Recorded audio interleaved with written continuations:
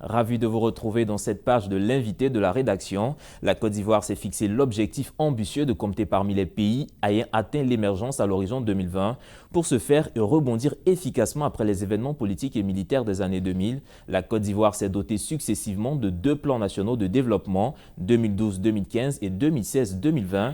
L'exécution du plan national de développement 2012-2015 a permis à l'économie de renouer avec une croissance forte et pérenne, ce qui a su attirer les investisseurs à participer au développement du pays, la création de 2 millions d'emplois sur la même période, et le plan national de développement 2016-2020 entend entériner les résultats atteints et s'attaquer aux défis qui restent à relever. Ainsi, 5 grands axes stratégiques ont été développés dans le plan national de développement 2016-2020.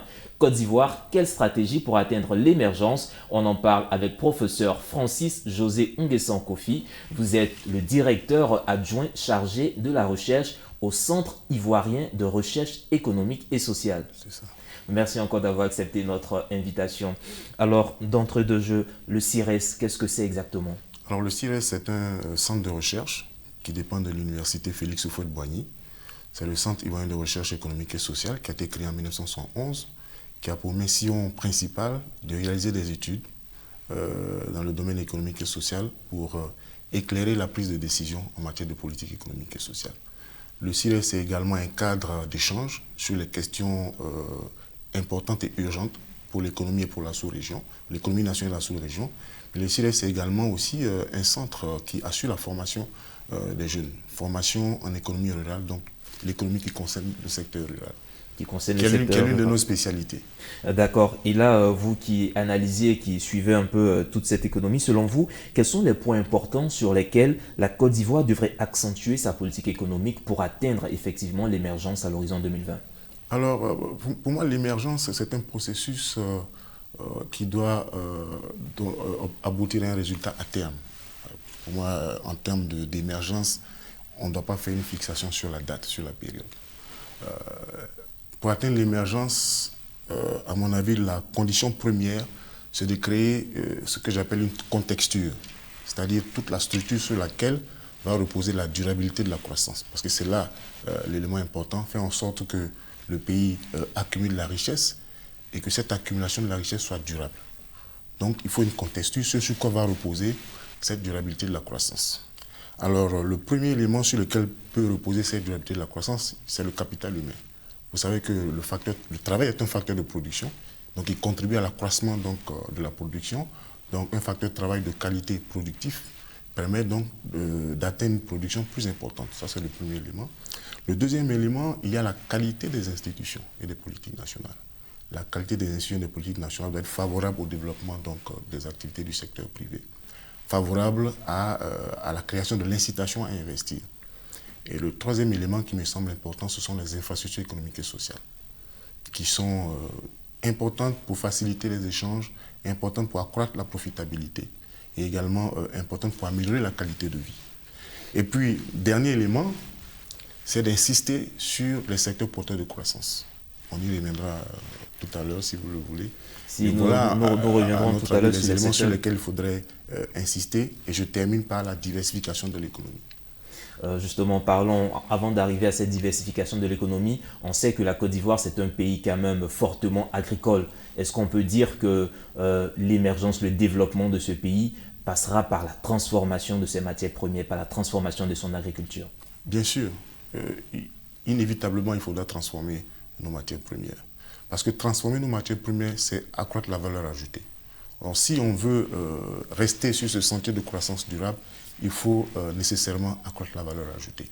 Donc, mieux intégrer les différents secteurs de notre économie, donc une meilleure intégration entre le secteur secondaire et le secteur primaire, où se trouve donc le secteur agricole, et donc transformer de manière plus importante donc les produits venant de ce secteur primaire.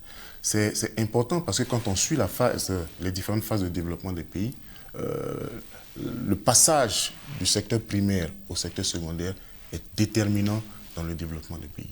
Et ce qu'on observe pour la Côte d'Ivoire, c'est que pendant des années, la structure de l'économie est restée quasi stable, mais ces dernières années, on sent une légère modification.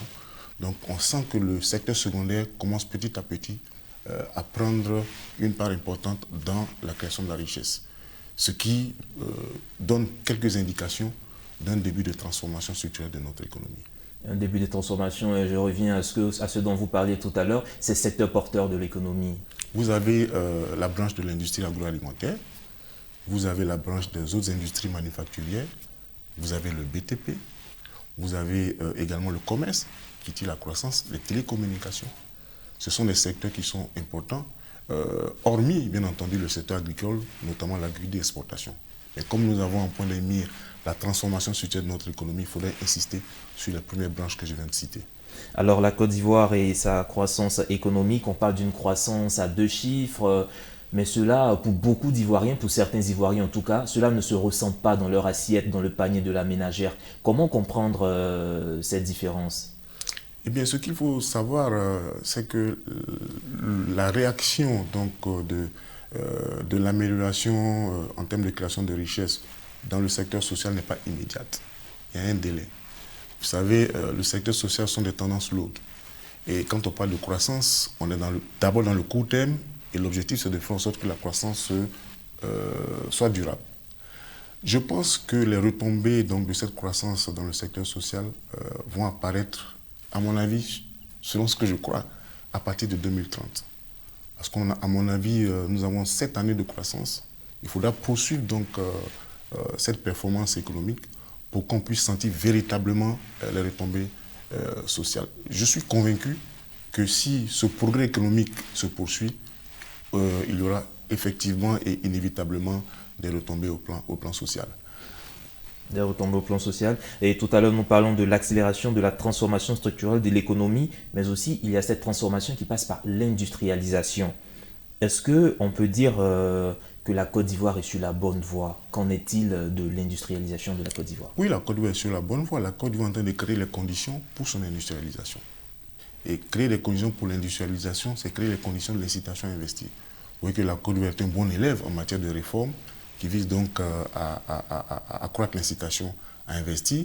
Vous voyez également que la Côte d'Ivoire est un bon élève en matière d'amélioration des infrastructures économiques et sociales, qui attire également l'investissement. Et ces dernières années, les flux entrants des investissements directs étrangers ont augmenté. En 2018, nous avons eu à peu près 900 millions de dollars de flux entrants d'IDE qui vont dans le secteur de la télécommunication, qui vont dans le secteur de la chimie, de la cosmétique, pharmaceutique. Et donc je pense que si nos politiques, la qualité de nos politiques est maintenue, bien entendu, les IDE entrants permettront d'accélérer l'industrialisation de la Côte d'Ivoire.